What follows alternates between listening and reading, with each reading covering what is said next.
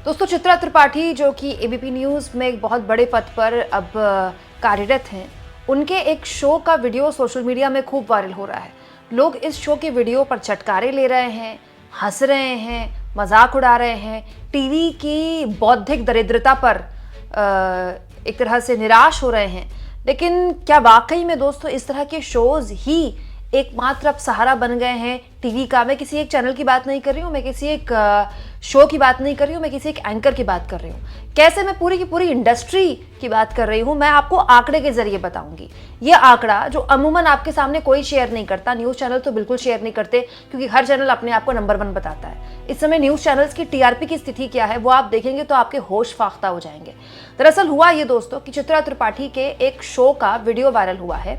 इस शो में सुअर की औलाद जैसे शब्दों का इस्तेमाल किया जा रहा है। मतलब आप सड़क पर खड़े होकर अगर किसी अनजान से कभी लड़ाई झगड़ा भी कर लेना, वैसे तो हमारे देश में सड़क पर रोड रेज में गोलियां चल जाती हैं, लेकिन अमूमन एक आम आदमी, एक सभ्य आदमी अगर रोड पर खड़ा है, किसी से बहस भी होगी तो इस तरह के शब्दों से बचता है। इस तरह के शब्द अगर घर परिवार में लड़ाइयाँ भी हो जाए ना तो हम एक दूसरे के लिए इस्तेमाल नहीं करते। लेकिन ये सुअर की औलाद टाइप की बातें बोली जा रही हैं चित्रा त्रिपाठी के डिबेट में, और ये सब कुछ लाइव हो रहा है। बोलने वाला भी जानता है कि उसको पूरी दुनिया सुन रही है, सुनने वाला भी जानता है कि उसको पूरी दुनिया सुन रही है, और जो एंकर है वो तो खैर जानता ही है कि उसको पूरी दुनिया सुन रही है। दोस्तों, चित्रा त्रिपाठी के शो का एक वीडियो वायरल है जिसमें बीजेपी के नेता, AIMIM के नेता एक दूसरे को तू सुअर की औलाद और तू सुअर की औलाद कह रहा है। मतलब ये वीडियो जब वायरल हुआ तो लोगों ने चटकारे लिए कि देखिए न्यूज़ चैनल्स की ऐसी मजबूरी आन पड़ी, किस तरह के शोज करने पड़ रहे हैं। तो क्या वाकई में ये न्यूज़ चैनल्स की मजबूरी है या फिर ये सब कुछ जानबूझ के किया जा रहा है क्योंकि जो दिखता है वही बिकता है? दोस्तों, वरिष्ठ पत्रकार और यूट्यूबर मुकेश कुमार ने इस मामले में कहा, टीवी बहसों में ऐसे लोग ही आमंत्रित किए जाते हैं जो माँ बहन कर सकें, एक दूसरे को कुत्ता सुअर के बच्चे बताकर शो को हिट करा सकें। अब तो ना संपादक को शर्म आती है, ना ही एंकरनियों को। दर्शकों का हाल तो और बुरा है, वे ऐसे गाली गलौज वाले शो को खूब देखते हैं और एंकरनियों की हौसला अफजाई करते हैं। दोस्तों, अगर ऐसे शोज फ्लॉप होते, अगर ऐसे शोज को नापसंद किया जाता ना तो बहुत पहले ऐसे शोज बंद हो जाते। सच्चाई ये है, ये स्याह सच है हमारे समाज का कि इस तरह के शोज पसंद किए जा रहे हैं। नहीं तो कोई संपादक अगले हफ्ते वो काम नहीं करता अगर वो देख ले कि पिछले हफ्ते उसको उसका नुकसान हुआ है। ये सब कुछ न्यूज चैनल्स में सोची समझी रणनीति के तहत हो रहा है और ये किसी एक चैनल में नहीं हो रहा है और ना ये पहली बार हो रहा है। हाल के 10 सालों में न्यूज चैनल्स में क्या कुछ नहीं किया गया। अरे तो गेस्ट कर रहे हैं जिनको बुलाया गया है शो में, यहाँ तो एंकर्स खुलेआम सांप्रदायिक शोज करते हैं, उनको एंकर करते हैं। NBDA से उन पर फाइन लगाता है, उसके बावजूद भी ना तो चैनल को कोई फर्क पड़ता है, ना संपादक को कोई फर्क पड़ता, एंकर को तो खैर क्या ही फर्क पड़ेगा। क्यों? क्योंकि सबको पता है कि इससे बिग बॉस भी खुश होते हैं और चैनल की ग्रो भी होती है। लेकिन इस बीच दोस्तों, अंजना ओम कश्यप का भी एक वीडियो सोशल मीडिया में काफी वायरल है। दोस्तों, अंजना ओम कश्यप भी इन दिनों हेलीकॉप्टर लेकर चुनावी कवरेज कर रही है। हेलीकॉप्टर शॉट उनका शो है जिसका एक वीडियो सुप्रिया शनेत ने वायरल किया और महाराष्ट्र का ये वीडियो है। दोस्तों, महाराष्ट्र में एनडीए का हिस्सा और बीजेपी के सहयोगी अजित पवार योगी आदित्यनाथ के बटेंगे तो कटेंगे वाले नारे का दुर्विरोध कर चुके हैं, साफ कहते हुए कि महाराष्ट्र में ये सब नहीं चलता, यूपी वाले यहाँ इस तरह की बातें ना बोले। तो इस नारे का न केवल विपक्ष विरोध कर रहा है, उसको सांप्रदायिक बता रहा है, घोर निंदनीय बता रहा है, हिंसक बता रहा है, बल्कि खुद मोदी जी के सहयोगी हिंसक बता रहे हैं। इस बीच जब अंजना ओम कश्यप ने शो किया तो पब्लिक के बीच वो जाती है, जैसे गेस्ट से बात करती है स्टेज पर बैठे हुए, फिर पब्लिक के बीच जाती है तो एक पब्लिक में बैठा हुआ शख्स कटेंगे तो बटेंगे जैसे नारे को लेकर विरोध दर्ज कराने आ जाता है कि महाराष्ट्र में ये कटेंगे तो बटेंगे नहीं, पढ़ेंगे तो बढ़ेंगे वाली राजनीति क्यों नहीं चलती है। जाहिर सी बात है, इस तरह के सवाल बहुत कम सुनने को मिलते हैं और उसके बाद एक सवाल पूछा गया, बीजेपी के प्रवक्ता ने इसका जवाब अपनी तरीके से दिया होगा। लेकिन बड़ी बात यह है दोस्तों कि जनता के बीच भी कम से कम इस बात को लेकर अवेयरनेस है। लेकिन ये अवेयरनेस दोस्तों क्या उस लेवल पर होती है कि जनता इस तरह के नारों को रिजेक्ट कर दे? मैं आपको अपना एक पर्सनल एक्सपीरियंस बताती हूँ। मैं जिस सोसाइटी में रहती हूँ, मैं कोशिश करती हूँ रोज़ सुबह एक वॉक पे ले निकलूँ। एक तरोताज़ा हो जाता है दिमाग जब आप सुबह सुबह वॉक करते हैं तो। और सुबह के वक्त में बहुत सारे रिटायर्ड अंकल लोग होते हैं जो कि एक मंडली लगाकर बैठते हैं और वो देश भर की चर्चा करते हैं। मैं उनको बैठने के लिए तो नहीं सुनती, लेकिन वहाँ से होकर गुजरती हूँ 1-2 बार तो उनकी बातें कानों तक पहुँच जाती हैं क्योंकि वो काफ़ी ज़ोर से बोलते हैं अपनी बातें। और पिछले 3-4 दिन से लगातार मैं उन रिटायर्ड अंकल की जुबान से जो एक बात सुन रही हूँ वो है कटेंगे तो बटेंगे, और वो इस नारे से खुश हैं, वो इस नारे को इंडोर्स करते हैं।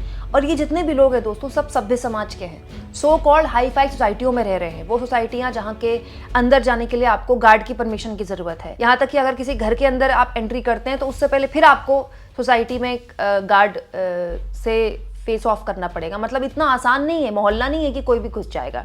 इस तरह की सोसाइटी जहाँ करोड़ों के फ्लैट्स हैं, उस तरह की सोसाइटीज़ में सभ्य समाज में जो रिटायर्ड अंकल हैं, जिन्होंने पूरी जिंदगी इस देश के ताने बाने को समझा होगा, जाना होगा, वो रिटायर्ड अंकल इस तरह के बयान पे खुश हो रहे हैं, उसको इंडोर्स कर रहे हैं। तो अगर देश में सांप्रदायिक राजनीति फैली है दोस्तों और न्यूज़ चैनल्स ने उसको हाथों हाथ लिया है, तो इसके लिए बहुत हद तक पब्लिक भी जिम्मेदार है कि पब्लिक ने उसको एक्सेप्ट कैसे कर लिया। अब आ जाते हैं दोस्तों एक बार फिर से चित्रा त्रिपाठी के शो में, कि चित्रा त्रिपाठी के शो में तू सुअर की औलाद और तू सुअर की औलाद हुआ।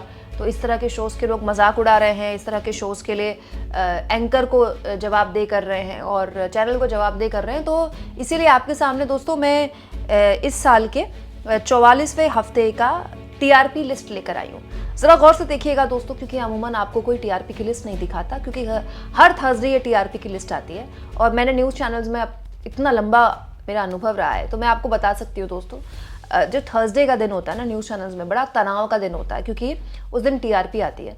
और हर हफ्ते एक टीआरपी जो आती है वो बताती है कि आपके कौन सा प्रोग्राम अच्छा किया, कौन सा आपका प्रोग्राम फ्लॉप हुआ, आपका पूरा का पूरा चैनल टीआरपी में किस नंबर पर है। हर थर्सडे आती है ये टीआरपी। तो पिछले थर्सडे का मैं आपको पूरा का पूरा आंकड़ा बताती हूँ दोस्तों। इसमें नंबर 1 पर जानते हैं कौन सा चैनल है? अंबानी, मुकेश अंबानी का चैनल न्यूज़ 18 इंडिया, जिसमें रूबिका लियाकत, अमीश देवगन और अमन चोपड़ा जैसे एंकर हैं। अमन चोपड़ा वो एंकर हैं जिन पर एनबीडीएस न केवल फाइन लगा चुका है बल्कि उनके शो को डिलीट भी करवा चुका है। दोस्तों TV9 भारतवर्ष नंबर 2 का चैनल है, और TV9 भारतवर्ष के लिए मैं बता दूं, ये साल के 365 दिन युद्ध मोड में रहता है। यही इस चैनल की यूएसपी है। ये नंबर 2 का चैनल है। आज तक जो अपने आप को सर्वश्रेष्ठ बताता है और एक वक्त में नंबर 1 में बेताज बादशाह की तरह राज करता था, आज तक ने करीब 20 साल नंबर 1 पे राज किया है। आज तक को याद भी नहीं कि वो आखिरी बार नंबर 1 कब था। आज तक के लिए नंबर 1 की कुर्सी अब बजाना बहुत मुश्किल हो गया। आप सोचिए कितना कट थ्रोट कॉम्पिटिशन है, कितना ज़बरदस्त कॉम्पिटिशन है न्यूज़ चैनल्स के बीच, कि आज तक जो मैं आपको दावे के साथ कह सकती हूँ कि संसाधनों के लिहाज से सबसे बड़ा चैनल है। जितने संसाधन आज तक के पास हैं, जितना स्टाफ आज तक के पास है और जितना खर्चा आज तक करता है, कोई चैनल नहीं करता। चाहे वो कोई शो को लेकर हो, चाहे वो इलेक्शन को लेकर हो, चाहे वो अपने एम्प्लॉयज़ पर हो। आज तक टीआरपी में नंबर 3 पर है और टीआरपी उसकी कम हुई है, टीआरपी डाउन हुई है उसकी। दोस्तों नंबर 2 का जो चैनल है उसमें 0.5% की डाउनफॉल हुई है, आज तक 0.2% से अप हुआ है। आज तक नंबर 3 का चैनल है 11.7। इंडिया टीवी है नंबर 4 का चैनल 9.9, मतलब सिंगल डिजिट पर अब आप देखिए न्यूज़ चैनल्स आ गए। इंडिया टीवी 9.9 टीआरपी के साथ नंबर 4 का चैनल है। नंबर 5 का चैनल है रिपब्लिक भारत 9.3 का, ये नंबर 5 का चैनल है। नंबर 6 चैनल है जी न्यूज़ 7.9 के साथ। नंबर 7 का चैनल आता है दोस्तों टाइम्स नाउ नव भारत 7.6 की टीआरपी के साथ। गुड न्यूज़ टुडे, ये आपने नाम कम सुना होगा, ये आज तक का ही दूसरा चैनल है, टीवी टुडे नेटवर्क का चैनल है। गुड न्यूज़ टुडे है 5.9 के साथ और ये अप हुआ है। अब आप सोचिए एबीपी न्यूज़ जिसका हम जिक्र कर रहे हैं, जिसके शो को वायरल किया गया और उस शो पर काफ़ी कटाक्ष किए जा रहे हैं। एबीपी न्यूज़ की टीआरपी आप देख लीजिए दोस्तों 5.7, मतलब एबीपी न्यूज़ से बेटर कर रहा है good news today. ABP news जो इतना पुराना चैनल है उससे बेटर टाइम्स नाउ, जी और रिपब्लिक भारत जैसे चैनल कर रहे हैं। तो ये एबीपी न्यूज़ 5.7 टीआरपी के साथ, मतलब ये बहुत ही कम है। अब आप देखिए नंबर 1 का जो चैनल है वो 14.3% टीआरपी ले रहा है, मतलब जो हाईएस्ट है, जो सबसे ऊपर है, उसकी अगर आप ओवरऑल व्यूअरशिप देखें तो सबसे, मतलब उसकी भी कोई बहुत अच्छी व्यूअरशिप नहीं है। तो ये बताता है दोस्तों कि न्यूज़ चैनल्स की व्यूअरशिप पहले से और कम हुई है, श्रिंक हुई है। अब न्यूज़ चैनल वही देख रहा है जिसको पता है न्यूज़ चैनल में क्या होता है, और वो न्यूज़ चैनल एंटरटेनमेंट के लिए देखता है। यही वजह है कि लोकसभा चुनाव में यूट्यूबर्स की व्यूअरशिप बढ़ी। लोगों ने कहा कि यूट्यूब खेल कर रहा है, यूट्यूब खेल नहीं कर रहा है। लोगों ने यूट्यूबर्स को देखा क्योंकि विश्वसनीयता टीवी की खत्म हो गई। अब आप खुद सोचिए 9वें नंबर का चैनल कोई है, 9वें नंबर का चैनल, उसके पास ऑप्शन क्या है अगर वो इस तरह की चीजें अपने शोज में नहीं करेगा तो ये सब कुछ जो होता है ये ना केवल मजबूरी है बल्कि इसके अलावा न्यूज़ चैनल्स के पास कोई विकल्प नहीं है। लेकिन दिक्कत ये है दोस्तों कि ये सब कुछ भी पुराना हो गया। गाली गलौज भी चल गई, हाथापाई भी हो चुकी है। अब न्यूज़ चैनल्स में करने के लिए ज़्यादा कुछ बचा नहीं है, खुलेआम हिंदू मुसलमान तो हो ही रहा है पिछले 10 सालों में। इसीलिए ये भी अब 1-2 दिन वायरल होता है और मामला उसके बाद यहीं पर खत्म हो जाता है। आप इस मुद्दे पर क्या सोचते हैं? कमेंट बॉक्स में ज़रूर लिखें और जितना हो सके चैनल को शेयर करें, सब्सक्राइब करें और थैंक्स फॉर ज्वाइन के ऑप्शन से अगर आप चाहें तो कुछ आर्थिक मदद भी चैनल की ज़रूर करें।